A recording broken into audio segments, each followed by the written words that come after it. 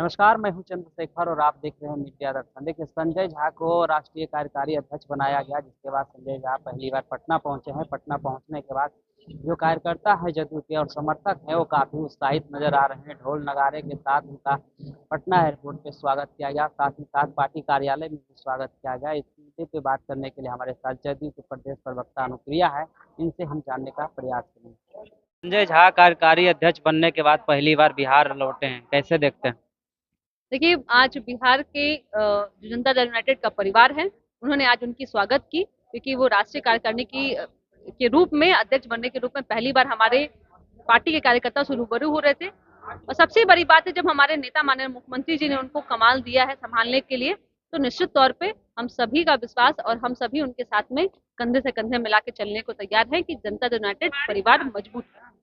लोकसभा का चुनाव नीतीश कुमार के नेतृत्व में लड़ा गया था और अब जो है विधानसभा का चुनाव होना है, उपचुनाव भी होने हैं। और ऐसे में संजय झा को बड़ी जिम्मेदारी दी गई है, क्या लगता है परफॉर्मेंस कैसा रहेगा? देखिए, जब कैप्टन अगर समझदार हो, कैप्टन कूल हो, है ना, तो चुनाव निश्चित तौर पे जो मैच होता है वो क्या कहते हैं, टीम के साथ में होता है। तो हमारे कैप्टन है माननीय मुख्यमंत्री नीतीश कुमार जी, उनके चेहरे पे हम चुनाव लड़ रहे हैं। और उनके कार्यकाल का जो दृश्य है वो बिहार में ऐसा ऐतिहासिक दृश्य जहां पे बिहारी और बिहार की दशा बदली है, दशा और दिशा बदली, क्योंकि बिहार में एक तरफ जब जंगल राज हुआ करता था, आज सुशासन की सरकार बोलती है। कभी बेरोजगारी थी, कभी आपका चरवाहा विद्यालय था, आज यहाँ शिक्षा की बहार है, नौकरी की बहार है। तो माननीय मुख्यमंत्री जी के नेतृत्व में हम आगामी विधानसभा चुनाव भी लड़ेंगे और निश्चित तौर पे एनडीए की सरकार और पुनः मुख्यमंत्री नीतीश कुमार जी बनेंगे। आप तो शासन की बात करते हैं, लेकिन नेता प्रतिपक्ष तेजस्वी यादव लगातार एक्स पर ट्वीट कर रहे हैं अपराध को लेकर। लगातार आपराधिक घटनाएं बिहार में देखने को मिल रहा है, इसको लेकर तेजस्वी यादव लगातार ट्वीट कर रहे हैं। हमारे शासन काल में कोई सरगना खड़ा नहीं हुआ है। कोई ऐसा अपराधी नहीं है कि जो अपराध करके खुलेआम अगली आपराधिक घटना करने के लिए घूम रहा हो। किसी भी घटना को, जो पारिवारिक घटना है, जो आपस में विवाद की घटना को, उसको क्राइम के रूप में नहीं मानते हैं। उनको इतना पता नहीं है, लेकिन उन्होंने क्राइम को जाति भी रूप दिया, उन्होंने पारिवारिक घटना को भी क्राइम का रूप दिया।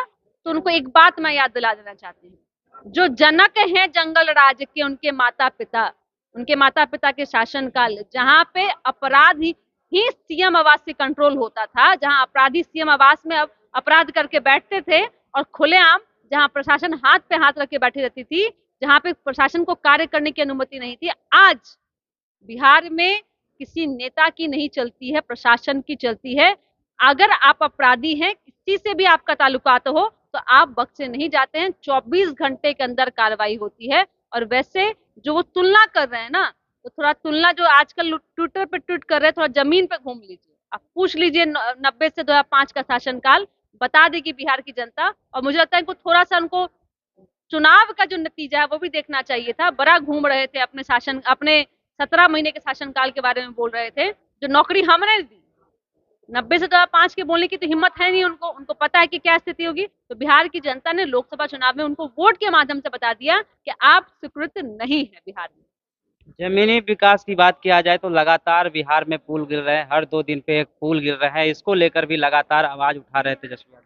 चिंता का विषय है निश्चित तौर पे, लेकिन इस जो गाड़ी कमाई के, बिहार की जनता की गाड़ी कमाई से, जो टैक्स से जो हमारे यहाँ पुल निर्माण होता है, निश्चित तौर पे हम जांच कर रहे हैं। सरकार देख रही है कि आखिर इसके पीछे किसकी कमी है। और कोई भी, मैं फिर कहती हूँ, यही तो हमारा है ना कि कोई भी होगा, चाहे वो किसी पदाधिकारी की गलती से हो रहा हो या पुल निर्माण में जो कंस्ट्रक्शन वर्क कर रहे हो, कंस्ट्रक्शन कंपनी से गलती हो रही होगी, वैसे लोगों। और थोड़ा जांच भी यह करने की जरूरत है कि जिस समय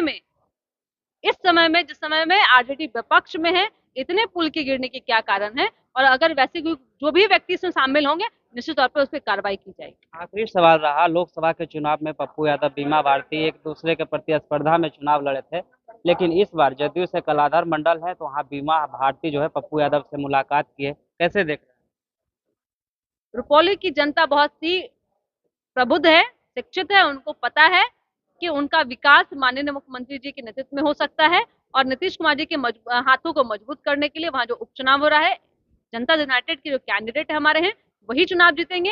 क्योंकि बिहार की जनता ने देखा कैसे वो दोनों एक दूसरे के लोकसभा चुनाव में एक दूसरे के खिलाफ लड़ रहे थे। आज सीट बचाने की बात हुई तो दोनों एक साथ हो गए। इस राजनीति को वहां की जनता समझती। जब पप्पू यादव अकेले लड़े थे फिर भी जदयू के कैंडिडेट को हार झेलना पड़ा था। अब तो पप्पू यादव बीमा भारती के साथ हैं, क्या लगता पप्पू यादव जी चुनाव जो जीते उनको पता है वहां की जनता के पास में। आप तेजस्वी यादव जी के बयान को मुझे लगता है कि याद दिलाने की जरूरत है, जिन्होंने मंच से कहा था आप एनडीए को दीजिए नहीं तो आप तो इंडिया को दीजिए, तो एनडीए को दीजिए। तो बिहार की जनता ने वहां की समझ गई कि जो यादव के एकमात्र नेता जो कहलाने का उनको बहुत शौक है, इसलिए उन्होंने बता दिया कि आप एकमात्र अधिकृत नेता नहीं है, नेता बनने के लिए काम करना पड़ता है और जो हेलीकॉप्टर में घूम के आप नहीं कर सकते। इसलिए उन्होंने वहां पे वैसा एक रणनीति और ऐसा एक माहौल हुआ कि वहां जीत गए। नहीं तो वो सीट तो हम पहले भी जीते हुए थे और बिहार वहां की जनता अपना नेता वहां संतोष कुशवाहा जी को ही मानती है। है?